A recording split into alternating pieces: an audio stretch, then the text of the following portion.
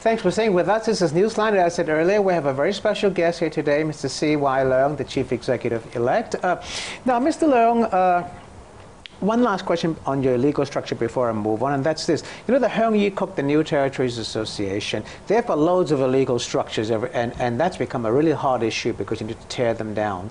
You having an illegal structure, even though it's a small canopy, a glass canopy, haven't you given them a weapon to say, even the chief executive's got one, why can't we have ours? I said it before, I say it now, I'll continue to say this in the future. There is only one set of law for the whole of Hong Kong, whether it's urban areas or the rural areas of Hong Kong, and everyone, whether it's a chief executive-elect or an indigenous member of the new territories, should abide by the same law. So they have to tear down the illegal structures, and there's no question about that. Well, we follow the same set of laws and same set of policy, and that's why, as soon as I was told that there were requirements to go through an approval process before I could install a small glass canopy, my canopy came down within hours. And you expect them to do the same thing? I would expect everyone in Hong Kong to do the same thing. All right, okay. Now I want to move on. We talked a bit earlier about Hong Kong's changing political culture. Some people say things have become mean, politics have become mean.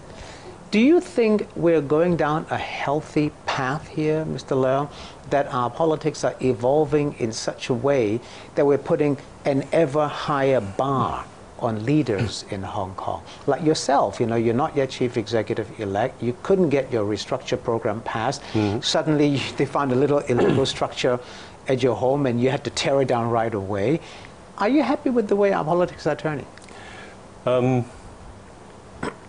People have commented, and this would include people from outside of Hong Kong who have investments or businesses in Hong Kong, as to how the entire political structure in Hong Kong work or doesn't. I made this remark a few weeks ago about filibustering. You only need, under our present system, a few LegCo members who don't really see eye to eye with the majority of LegCo to stage a filibustering to essentially delay the whole thing. And we are seeing this. There are a number of government bills to be passed. The Companies Bill, the bill regulating the sale of newly completed residential properties in Hong Kong, and so on. And they are all becoming victims of filibustering. So are you unhappy with this, the way? I am unhappy with this, and I think the majority of people, if you read polls, 78%, 80% of people in Hong Kong are saying no to filibustering. But the present rule in the LegCo is that you only need a handful of LegCo members. But aside from the filibustering, are we setting too high a bar for leaders now? You know, you cannot have illegal structures, you cannot stay in expensive hotels, you know, you cannot mix with tycoons. Are we setting too high a bar? It doesn't really concern me when the bar is set high for political leaders, chief executives included.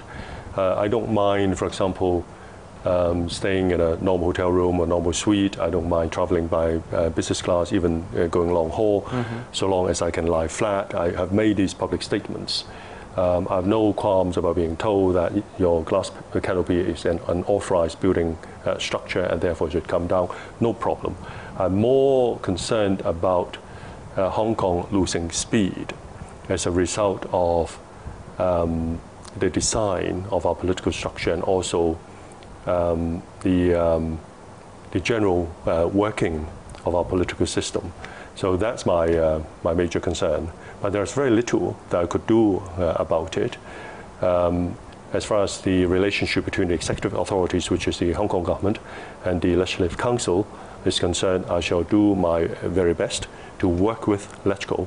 For example, on this question of the restructuring of the government secretariat, my office has answered hundreds I know of questions. you've been to your office has been to LegCo answering lots of questions. I know that. I'm going to move on now. You know, say things are turning, our political culture is changing. You know, the things that concern Hong Kong now, wealth gap, you know, that, and you're starting a new poverty commission, and housing, you know, these are your major issues here. And you said just some days ago that the previous poverty commission worked hard, but the brief was not the right brief, and so they couldn't get where they were going. And now we've got this, you know, we've got this huge problem of housing. People can get into a home, they can afford it. Are you then saying that the previous government, the government that you're going to take over from, that they have failed the people? Is that what you're saying? Firstly, let me say this, Michael. I'm not concerned about the gap itself, whether it's wealth gap or income gap. I'm more concerned about the livelihood of the bottom strata of society, namely the poverty issue. I don't want to narrow the gap, so to speak, by pulling the top line down. You just want to make the people at the bottom. We want to pull them up. Right.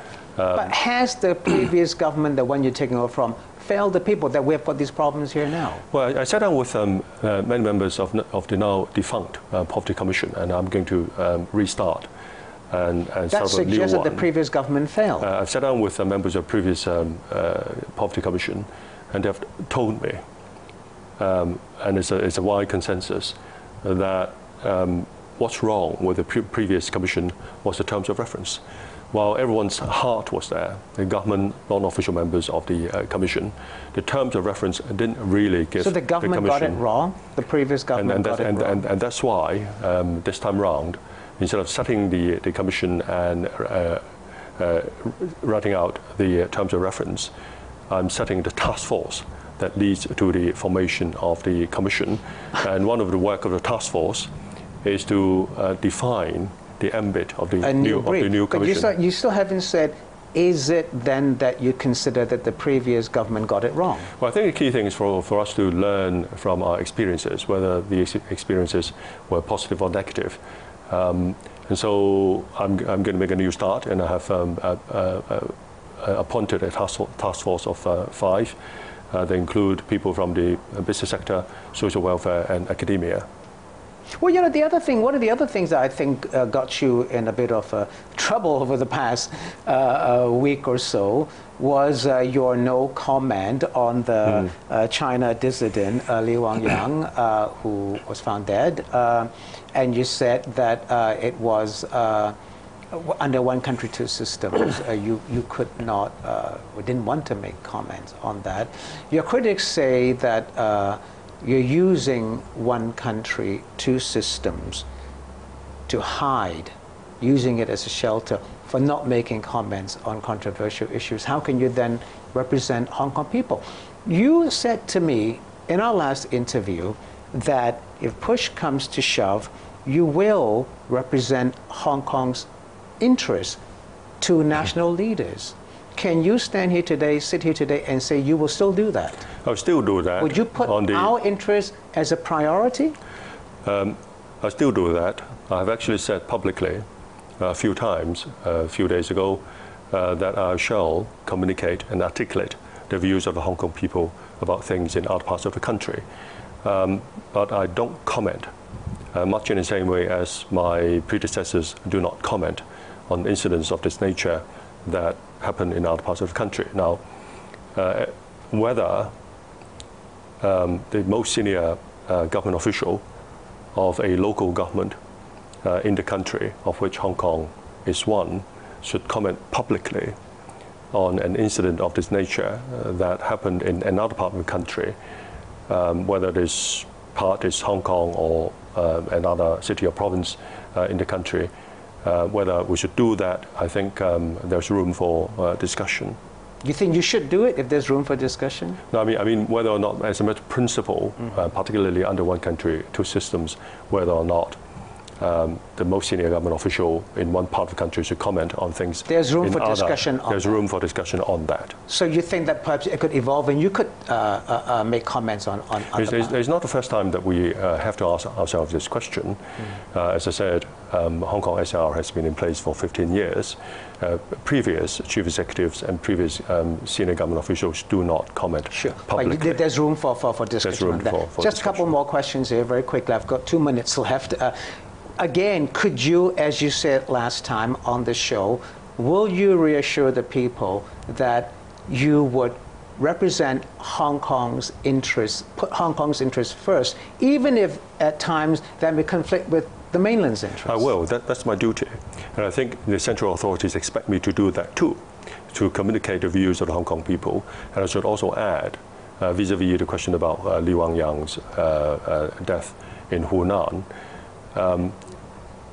I will uphold the rights of the Hong Kong people to express their views and their feelings about incidents that happen in our parts of the country. And that's a right on the part of the Hong Kong people. And you will uphold that? I will uphold that. One last question here. This is going to be on a lighter note. You're going to go to the Legislative Council when you become the Chief Executive. You'll be there for your policy speech in October. In October, you'll be going there for questions and answers. You expect the same kind of theatrics that Donald Tsang, your predecessor, people throwing things at you like Legislative Councillor Longhair and others. Different people react differently to things like that. How will you react? I'll take it in my stride. If they throw things at you, what are you going to do? Going to pick it up and throw it back at them? Depends on what it is. I might sort of keep it as... if they throw a banana at you or something, what are you going to do with that? Well, there's a register of interest. I would say I was given a banana by an electrical member, and the price of this is $2. So you're going to be able to take it in your stride? I'll take it in my stride. All right. Well, thanks for being on this show. Thank you. See you next week. Good evening.